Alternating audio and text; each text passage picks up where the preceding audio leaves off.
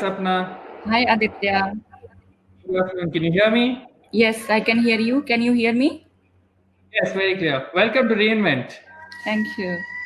We're happy to have you today. What I'm going to do is I'm just going to go ahead and do a quick introduction about you. In the Mm-hmm. meantime, you can get your screen share started, and I'll just tell the audience a little bit about you and what you're going to be talking about today. Sure. Okay, so we have with us today Sapna Singh. She's going to be talking about why businesses should come together in sharing cyber intelligence. A very interesting topic, and I think very relevant right now. A little bit about Sapna. Sapna is a cybersecurity professional with 10 plus years of experience in the cybersecurity domain. She comes with a background as SME for critical incident investigation, forensics, vulnerability assessment, penetration testing, and cloud security assessment for various organizations. Sapna is currently a cybersecurity professional and advocate to women in cybersecurity.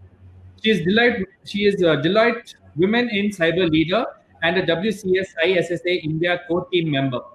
Sapna has been a speaker at various global conferences like RSA. Wow, you spoke at RSA, Sapna.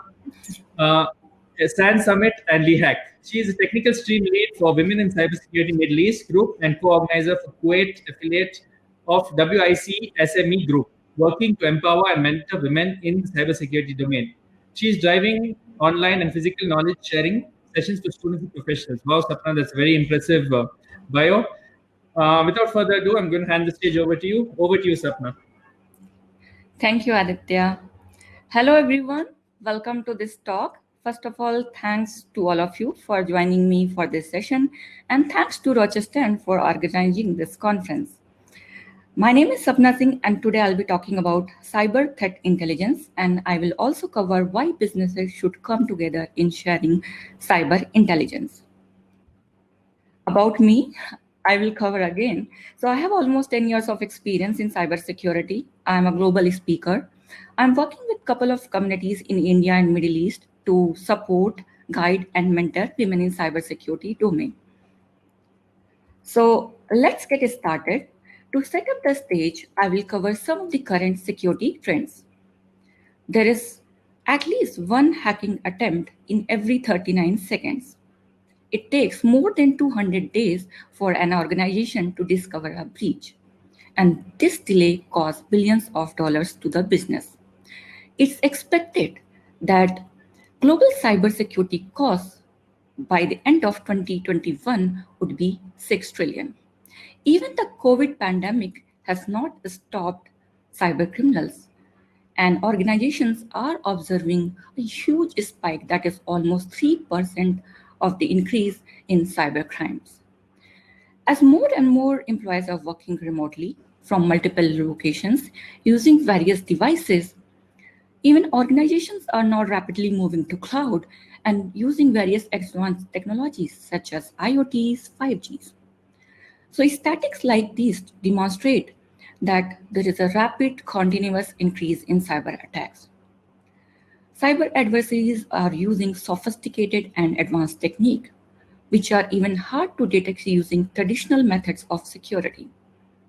Cybersecurity teams are overwhelmed with volume of alerts and incidents, and it's hard for them to prioritize the mitigation efforts. They end up chasing the low severity alerts or false positives and waste their time and resources. Even CISOs are challenged as they have to do more in less budget. They have to keep themselves stay ahead of attackers to cope up with ever-evolving threat landscape. To challenge this situation, what organizations can do and how they can stay ahead of cyber adversaries. One of the ways is to have the deep and broader understanding of the current threat campaigns, threat groups, attack vectors, nation state actors is the way going forward. And to do so, it's vital to introduce a cyber threat intelligence program and establish it effectively in the organizations. So throughout this session, I will cover these three main points. Is cyber threat intelligence just feeds? Organizations subscribe to various threat feeds from various sources. Are these feeds just enough to protect the organization? Can threat intel help different levels in the organization, how it can help in decision making. Can threat intel be shared with other organizations and in community? If yes, then how? So in simple terms, cyber threat intelligence is the process of understanding the threats to an organization based on available data points. It's not only the collecting and combining the data, but understanding how the data relates to the organization. The CTI teams must contextualize the existing data to determine the relevant threats to the organization.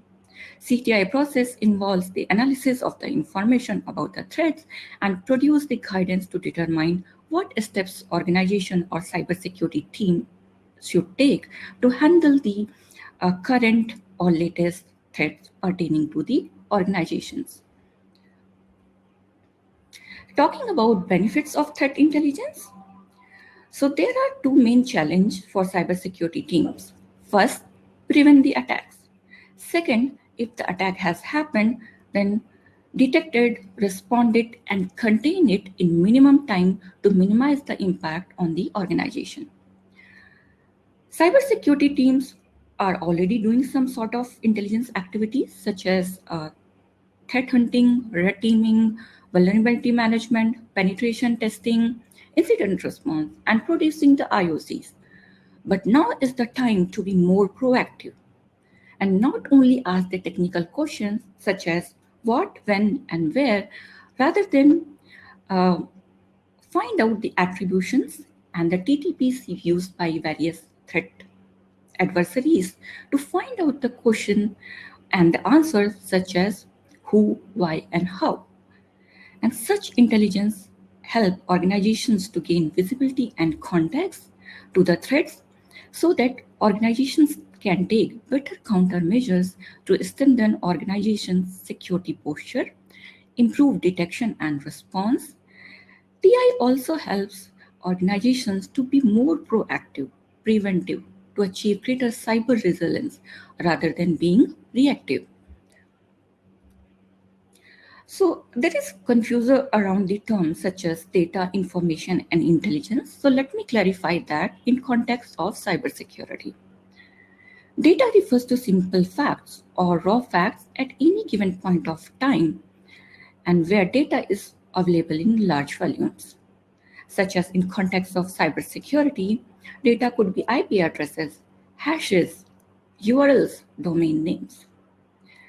The data is structured and combined to provide a useful format, and in that case, it is called information. For example, a collated series of logs showing a spike in suspicious activity. Now, the information is processed and analyzed to convert it into intelligence. For example, the collated log data is contextualized with prior incidents, breaches, threat campaign, threat activities to produce intelligence. So now the next question would be how the data is converted into intelligence.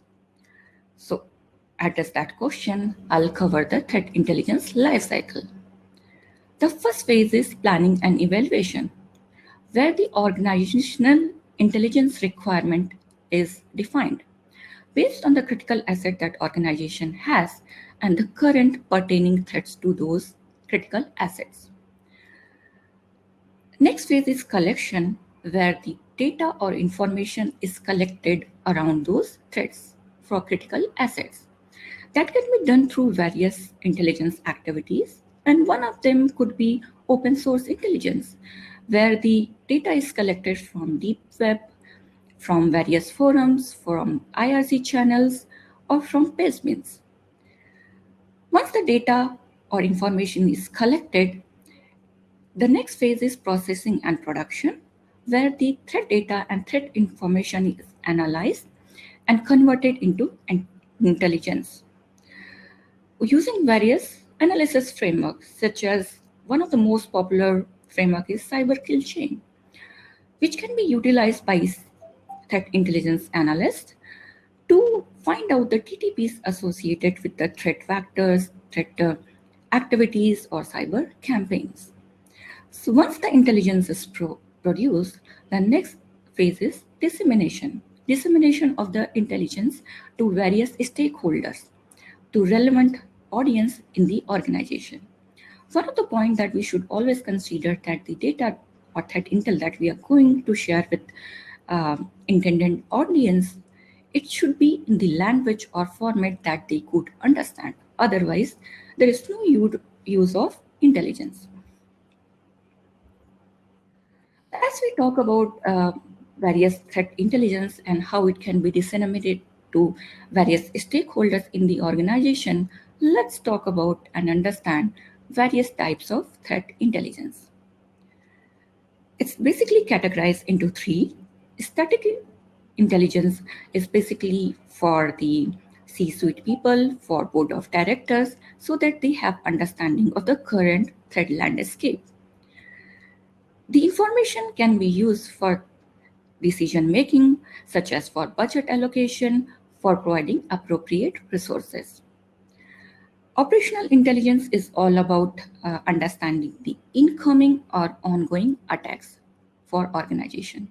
For example, if there is any talk on dark web or in various forums that this particular threat actor would attack these organizations or this sector, this information can be useful for organization, and as they can prepare themselves and build their defensive capabilities.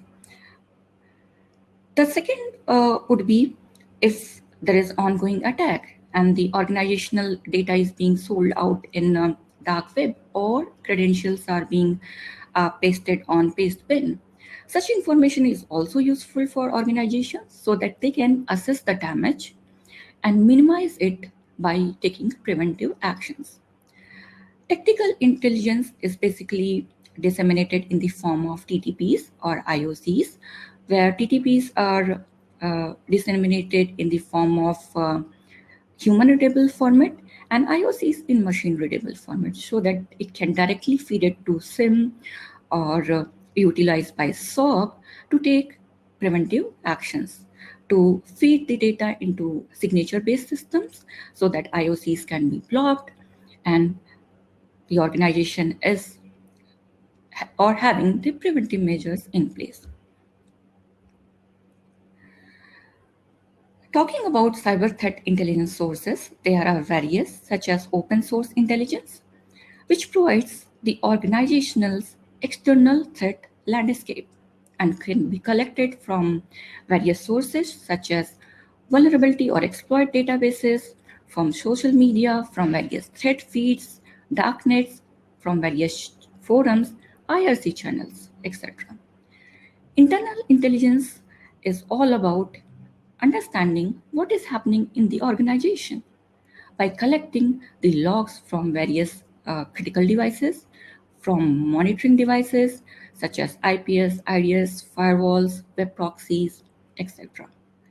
Human intelligence covers the manual research and data collection, where the human intelligence analyst can directly interact with the hackers.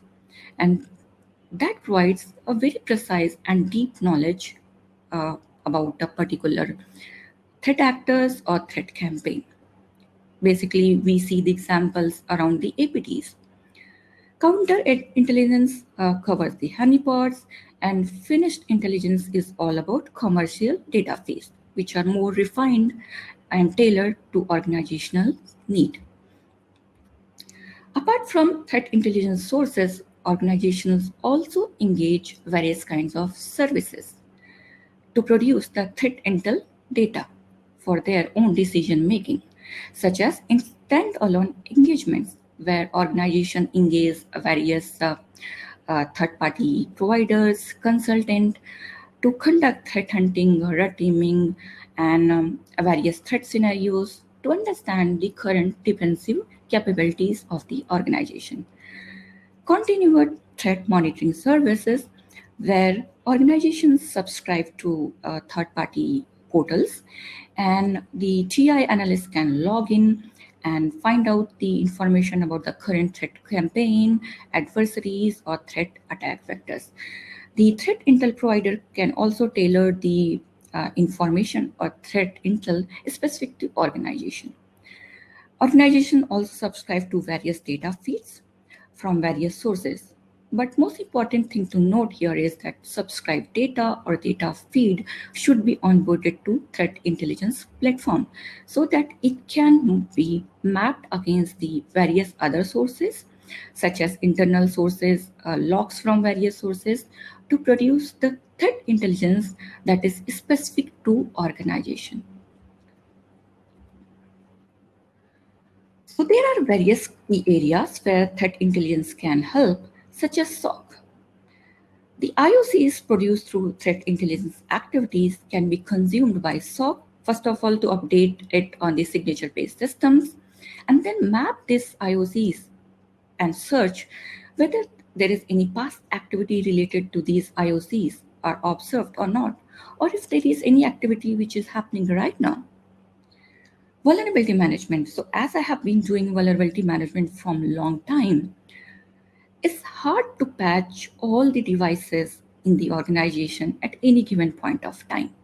But if I know that this particular CVE is exploited by the recent attack campaign, then I would try to patch the CVE, and if not possible, then I will try to build a compensatory control to protect the organization from that threat campaign.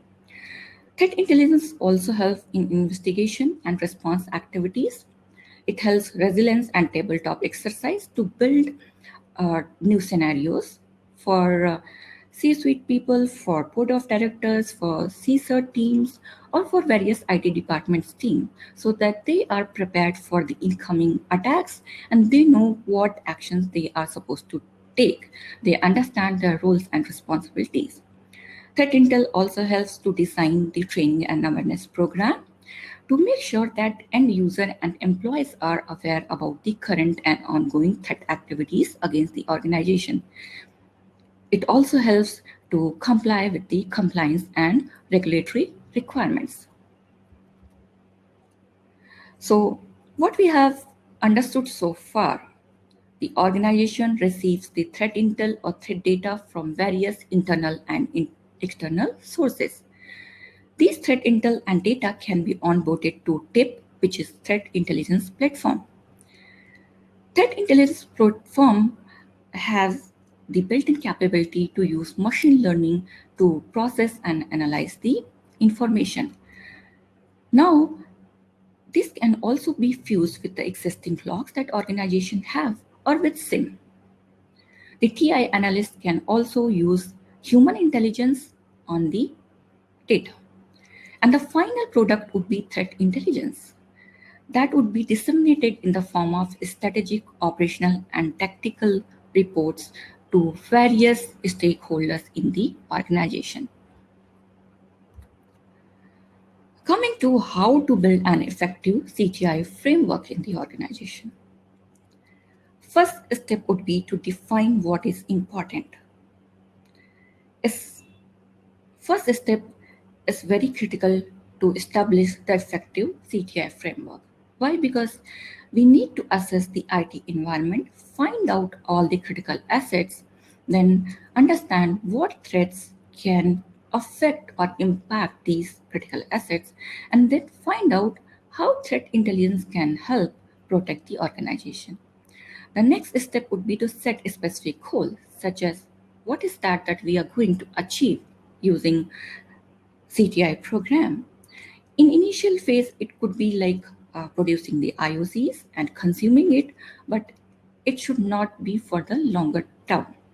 For the longer term, we need to define the success criteria, such as improve the threat detection, reduce the number of false positive, reduce the alert, identification of the new threat campaign in the organization, improve mean time to react, improve mean time to discover. So based on the organizational requirement, we definitely need to set specific goals. The next step would be to build a CTI team with skilled resources. That could not be possible for all the organizations. So in that case, the organizations can take help from third-party consultants, vendors, or threat intel providers to build the platform or program for them. As the cyber adversaries are using automated tools and techniques to attack organizations, it's important to have the set of CTI tools that would be used by CTI analysts to collect the threat intel from various sources. Last step is to define the CTI processes. In this phase, we embed the threat intelligence lifecycle where the data is fed and converted into intelligence and the report is shared with the relevant stakeholders. But there are certain processes that we need to set, such as frequency of the report sharing, who will take what actions, and how the decisions are utilized for improving the CTI program in the organization. So organizations are using threat intelligence in one or other way. Either they have a mature threat intel program, or they are using threat feeds, or they are simply using the IOCs from various threat detection tools. But as we are observing the increase of cyber attacks in terms of frequency or sophistication, cyber adversaries range from individual attacker to a nation state actor. They are highly motivated, persistent, and agile. They use wide variety of TTPs to commit fraud, to disrupt the services, to maintain the access in the environment, and steal the organizational confidential or proprietary information. Now, in this scenario, it's important for organizations to share the threat intelligence to improve their security posture. In this dynamic threat landscape, it's not possible for a single organization to have visibility or on all kinds of threat adversaries, threat groups, threat campaigns. So they need to start sharing the threat intel to strengthen their defensive measures and as well as continue their business operations. Threat intel sharing also provides the additional context to the organization. For example, an organization is facing a phishing campaign.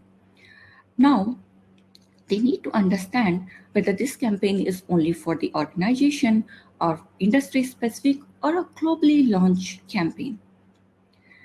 To do so, there are various methods, such as they can upload the IOCs that they have observed to the VirusTotal.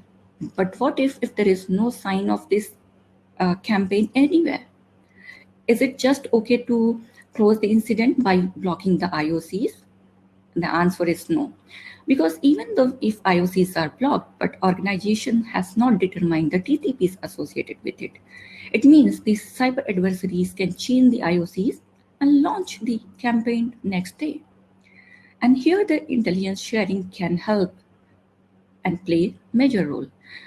The organization can share the IOCs that they have with the wider communities with other organizations so that organizations or recipient organization can try to find out whether they are observing the same IOCs or not in their environment. And if yes, they can prevent and establish the defensive measures.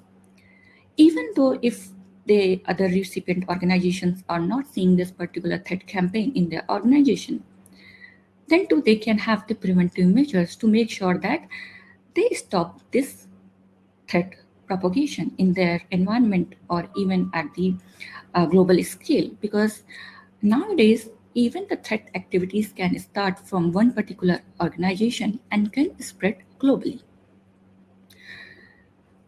So by utilizing the collective knowledge, capabilities, and experience in the sharing communities, the organizations can have better understanding of the threats.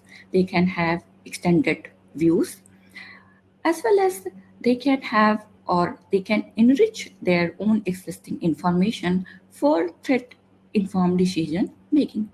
That will really help them to have the 360-degree view of the threat intels or threat advisories for building the defensive measures.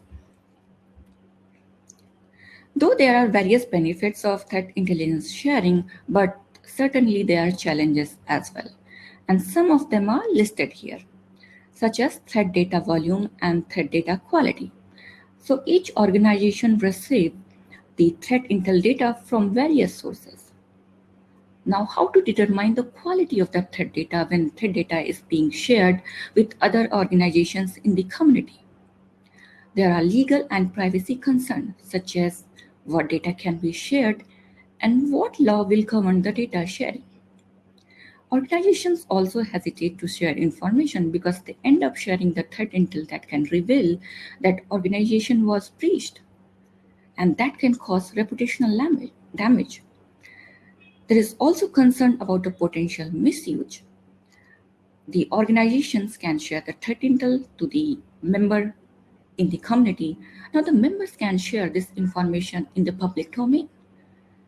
That information can be utilized by other cyber adversaries to again craft the advanced attacks against the organization. There are interoperability issues, such as each organization produce the threat intel in their own format. That might be difficult for other organizations to consume in a timely manner. Few organizations, such as small size organizations, think that they don't have expertise to produce the threat intel, so they just keep consuming the threat intel rather than sharing back.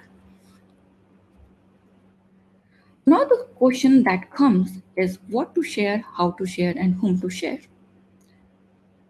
And to address these questions, we will talk about building blocks of threat intelligence sharing, the model and mode of exchange, rules of engagement and protocol, types of information exchange, and mechanism of exchange. So let's go over one by one. Model and mode of TI exchange. So there are various initiatives which are industry-led, such as ISACs, to share the threat intel in the industries or the communities which are specifically created to share the threat intel for industries. So there are various concerns and that need to be addressed in industry to industry. We need to have framework for trust. The members in these communities should be able to contribute and share the information with a trusted communication channel and mechanism. The other one is public-private partnership. There are various government-led initiatives, those who encourage the collaboration between government and private industries. So though this is a popular model, but there are challenges around as well, as there could be various combination of government and private sector. And to address that challenge, the 3-tier architecture is proposed. But the first one is targeted. This particular tier addresses the need of the specific group, such as the entities those who are working for critical infrastructure. The second is confidential, which is for community, where the threat intel can be shared with all the members in the community. And the last one is public, where the threat intel can be shared openly in the public. Rules of engagements are crucial for successful threat intel sharing, which consist of community membership policy that address the challenges, how to introduce new member in the community, how to identify them, how to make sure they are authenticated and authorized. Then sharing information policy that addresses the scope of shared information. The organizations in the community should agree what information they are supposed to share, minimum quality of sharing TI, condition when sharing is permitted, anonymization and sanitization to filter out the confidential and private data. Information ownership policy that addresses the concerns related to threat intel retention. Traffic light protocol is a widely accepted protocol to facilitate the secure exchange of information with the right audience.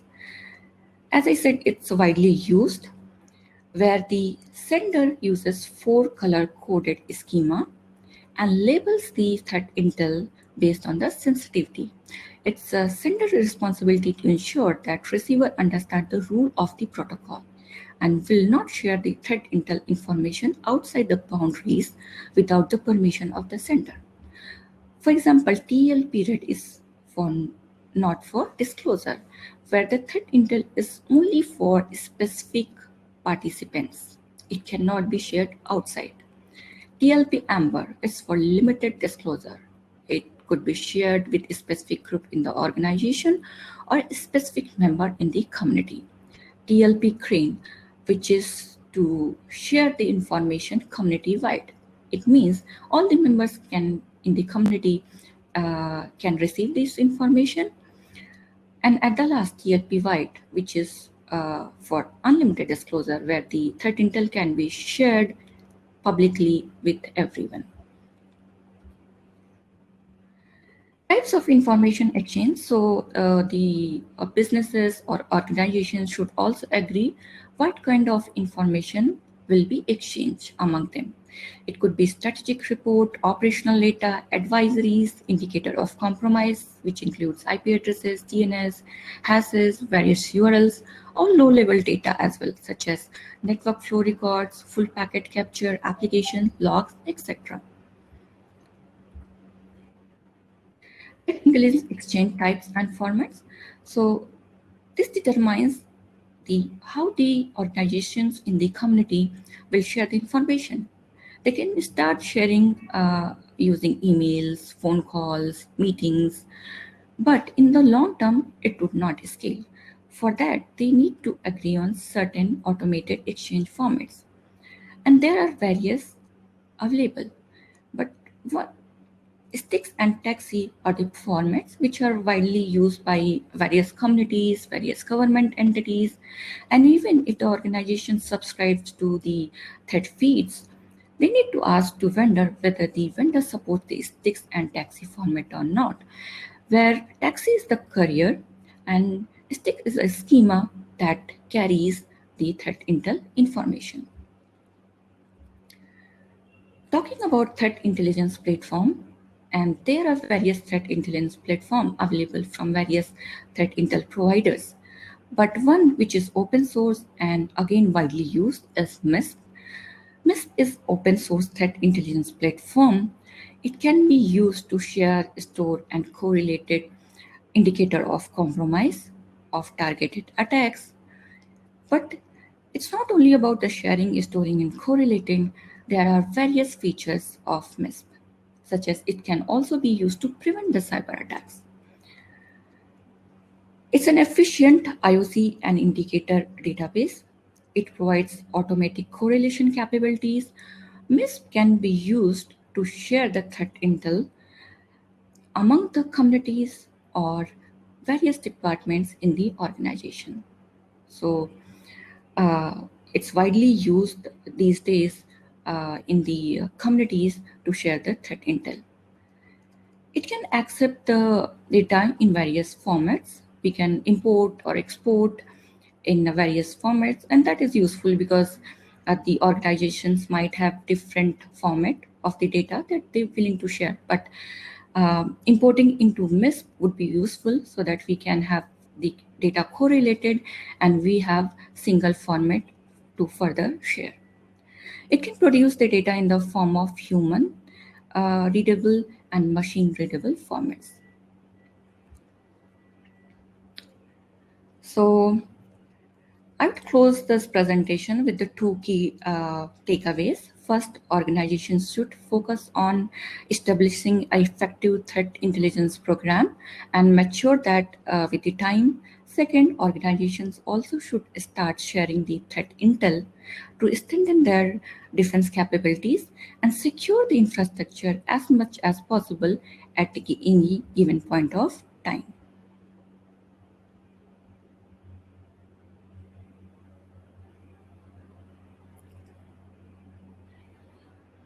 So that's it from my side. Hi, Sapna. Wow, that was a very, very impressive, in-depth, and very technical presentation. I think our audience really enjoyed it because we have a lot of questions. Also, that's a very nice Oh my background you have for the call. Now, Thanks a let's go lot. ahead and get into some of the questions. Okay, so threat intelligence only works if companies share data to each other.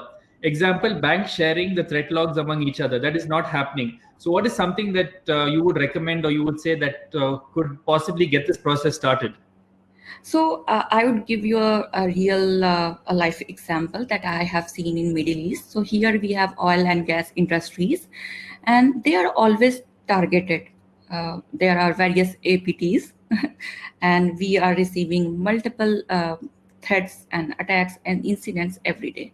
So now here the organizations, they have decided themselves to create a threat sharing platform. Okay, so here the CISOs in the organization play very major role because they have a capability and they have required budget to establish their own threat intelligence sharing platform, and then they can further communicate with other CISOs or leaders in the organization, and those who are willing to share the information, they can coordinate and start sharing the information. Okay, great. This next question, I think you already covered it in your talk, but I'll ask you anyway. If intelligence is shared, how is privacy and confidentiality of the organization taken care of? Yes, so there are various ways to do so, like at the community level. NIST has provided a certain guidelines around the trust. Okay, how the trust can be established. So there are various models of that. So I will suggest that go through the NIST document because I don't remember all the rules and guidelines now. Very expensive. Okay, the next one is the threat landscape is continuously evolving. How can companies ensure that existing cyber threat intelligence analysts are equipped to think ahead of the attackers? Yes, so they need to be trained frequently, and as well as there should be various activities that need to be performed on going basis, such as red teaming, threat hunting. So it's not only about the threat intel that we received from various sources. We also need to see what is happening in the organization, right? What gaps are there in the organization, and how it can be targeted or attacked. Okay, next one is how effective is AI detection?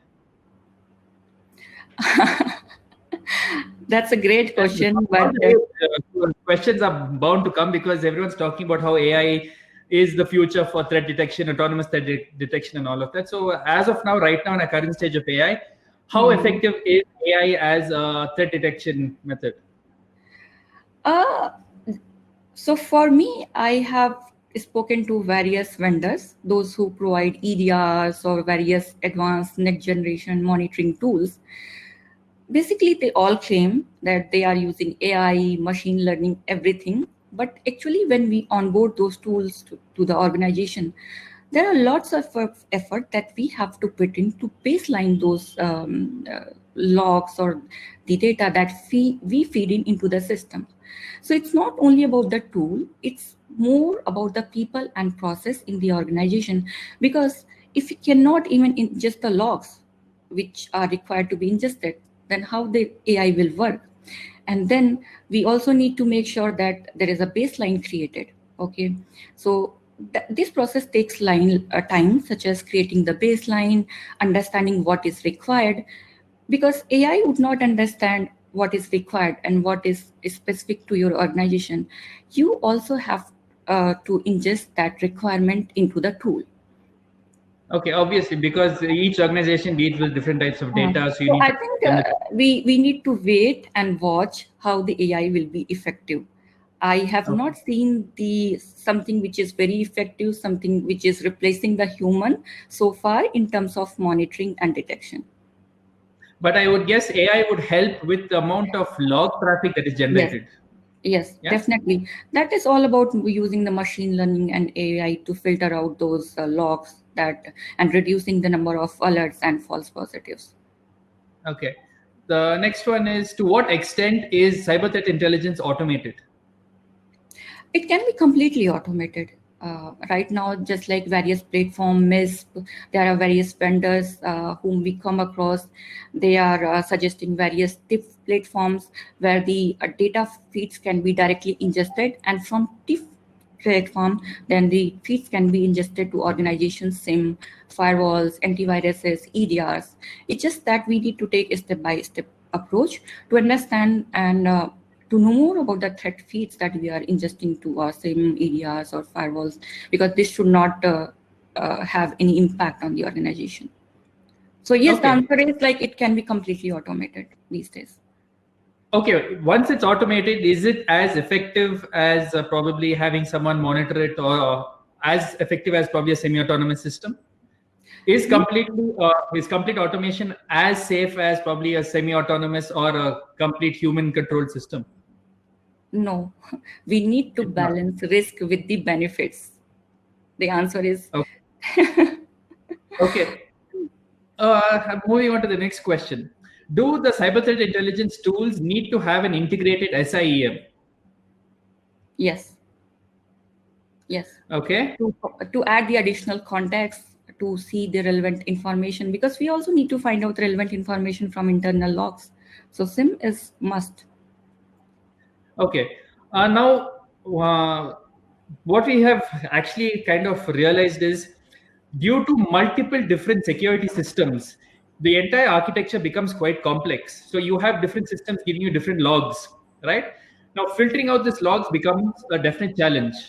So when you start sharing cyber threat intelligence with multiple organizations, won't it lead to more and more confusing logs that is being shared, or more and more confusing data that is being shared between organizations if it is improperly filtered? Because as it is an individual organization, let's say something in the size of Amazon, which has thousands and thousands and thousands of servers and probably thousands of different interconnected services, the amount of data being generated on the back end is huge. Distributing, getting through, and filtering out and reading all of this data itself is the first challenge. So if we start sharing all of this information, can't it lead to more confusion of data to other organizations and companies as well? How do you ensure that there is no superfluous data that is being shared amongst all of the different companies that are participating in a cyber threat intelligence collaboration? Yeah. So I think that is where the MISP kind of TIFF platform can be used, where we can assign the scoring based on various factors. Because what I have seen that even the threat intel providers, they provide the threat scoring, and even we can, as an TI analyst, can have the scoring done to only share the relevant data, or up to certain scoring. Suppose we want to share only above 5 or above 8. It depends on the quality of the data that we need to determine with the times. Maybe at the first step, we just want to share the data with the scoring 9 or 10. And then later on, if we find the relevant information and useful information with the scoring 7 or 8, we can share that as well. But scoring is must that we need to do. Okay. The last question is data classification important for threat detection, as data leak prevention already uses this? Data classification? Yeah, is data classification important? Will it not be important for threat detection? It's important. Data classification is very important for all the activities, right? Even you perform vulnerability management, you perform penetration testing, you perform threat hunting, anything, any activities that you are going to perform, data classification would be first step to at least understand the critical assets that you have. Okay. So I think we are done with the questions. Thank you so much, Sapna. That was a very detailed presentation as well as a very detailed question and answer session. It was a pleasure having you. We look forward to having you for our future conferences in 2020 and post-COVID as well. Thank you so much. Be safe. Thanks a lot. Thanks a lot for all your support. Thank you. Bye-bye. Bye.